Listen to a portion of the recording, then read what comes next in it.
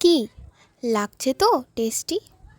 তাহলে চলুন দেখে নিই চিকেন মশলা রেসিপিটি।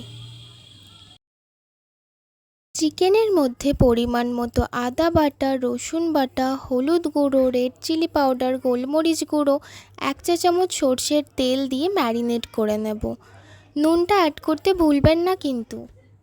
কড়াইতে দিয়ে নেব সরষের তেল, তার মধ্যে শুকনো লঙ্কা, গোলমরিচ, দারচিনি, এলাচ, জয়িত্রী, লবঙ্গ, তেজপাতা।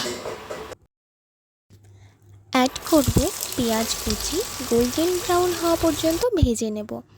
তার মধ্যে 1 চা চামচ ঘি দিয়ে নেব, 1 চা চামচ আদা বাটা, 1 চা চামচ রসুন বাটা, পরিমাণ মতো হলুদ গুঁড়ো, লঙ্কা গুঁড়ো, রেড চিলি পাউডার, নুন, জিরে গুঁড়ো, ধনে গুঁড়ো দিয়ে 1 থেকে 2 মিনিট পর্যন্ত ভেজে নেব। অ্যাড করব টমেটো পেস্ট, কস্তুরি মেথি, গরম মশলা পাউডার। তেল ছেড়ে আসলে দিয়ে নেব ম্যারিনেট করে রাখা চিকেনগুলো।